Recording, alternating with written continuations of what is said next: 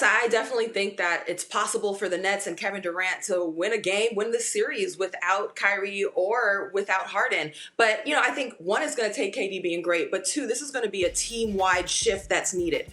First and foremost, this team has to be able to meet the Bucks intensity, physicality, toughness. They were out-toughed by the Bucks in this game. The Bucks, starting with PJ Tucker, setting the tone, sacrificing his body, getting on the floor, getting in fights. He might have gotten away with some fouls too, but that's part of the game plan. Nobody's paying PJ Tucker to play pretty basketball. His job is literally to muck things up and hit corner threes, and he set that tone. So as a team, the Nets need to change their attitude and be tougher and more physical in the next game. And then the next thing I would say that's also important is going to be ball movement. If they're without Kyrie and Harden, they're without two top playmakers, guys that can create their own shots, create shots for others. So what's going to be key is ball movement, body movement. And all those role players, I don't want them out there just chucking up a bunch of shots in game 5 of the playoffs. I want them to work harder to create easier and better shots for each other. Movement without the ball movement, playing in pace, beating a good physical Bucks defense down the court before they get a chance to be physical and set up with you, transition and some offense off of defense, ball movement, attitude shift, and toughness. I think that's how they can do it. And see, that's why I think it's a no. And Ros, I hear exactly what you're saying from that standpoint. I don't trust that they're going to be able to do that. And we're putting a lot of pressure on Kevin Durant for obvious reasons. This is what he wanted, to be a part of the Brooklyn Nets and have that kind of pressure. Think about this, ladies. This will be the most important game for Kevin Durant since Game 7 when he played for Oklahoma City against the Golden State Warriors when they had a 3-1 lead in that series. And in that game, he was terrific, but he was a playmaker but didn't have a lot of help. And the team that he had then is better than the guys he has right now without James Harden and without Kyrie Irving. That's why it's really incumbent upon Steve Nash. Kevin Durant can't just start and facilitate things. Get him to where he's going to do the most damage. Get him on the low block, get him on isolations, and when they load up on him, you have to trust that guys will be able to make shots. I trust that Kevin Durant is going to be terrific. He's going to make a lot of plays for himself and try to make plays for other people. I just don't trust those guys that they'll be able to do that, and that's why I don't believe he can win another game in this series without James Harden and Kyrie Irving, because I trust Kevin Durant enough to make plays, but enough for other guys to raise their level and do that. That's why I don't think he'll be able to do it in this series against the Milwaukee Bucks.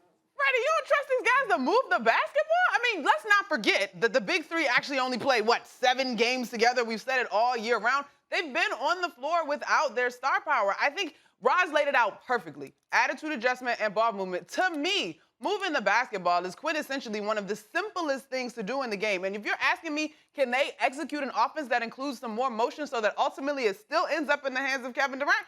I think that they can handle that.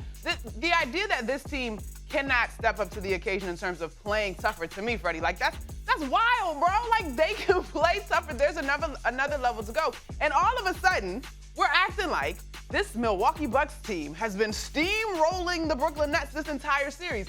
They are not that far removed from looking like the gum on the bottom of your shoe when you're walking through New York City. And I just don't buy that they are suddenly that consistent, and there's no way for this Brooklyn Nets squad to match them in terms of toughness and something as simple as ball movement. I even think that they could bring the defensive intensity to support Kevin Durant. One game, Freddie? Ros said series. I don't know if I can get with series, but one game? They can get one game. Here's to your point about one game. After game 2, what were we saying about the Bucks?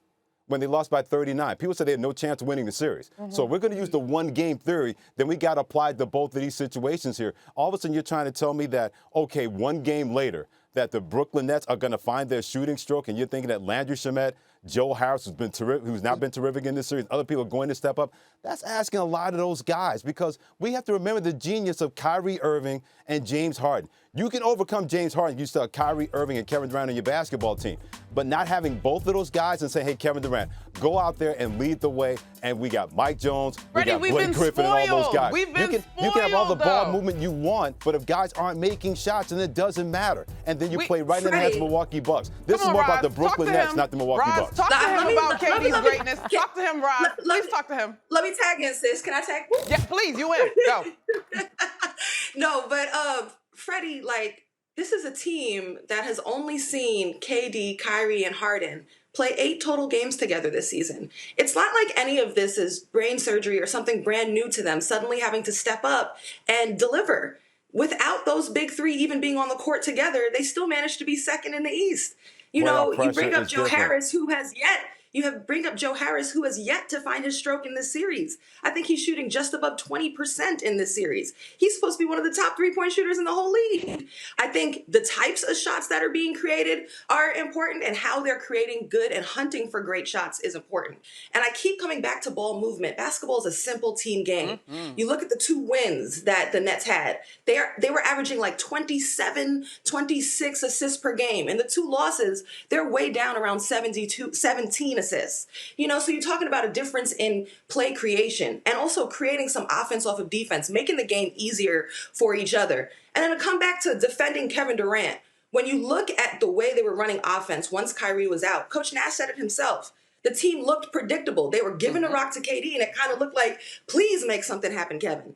And the problem is that the Bucks have personnel. First of all, PJ Tucker is physical on him. That's the first line of defense. The second line of defense is also big and long. Chris Middleton or Brook Lopez waiting for him. There's so much size and physicality, working hard, all focused on KD. Almost all his shots were contested, hard, fouled. He was on the floor. He's getting yelled at. You know, Connaughton's bleeding. This is a physical matchup. So it's not only creating better shots for each other, and to your point, you're like, well, let's set up KD more. As great as KD is, you still got to help make the shots more in rhythm and easier for him as well. Ros, I hear you, but you're not playing a regular season game.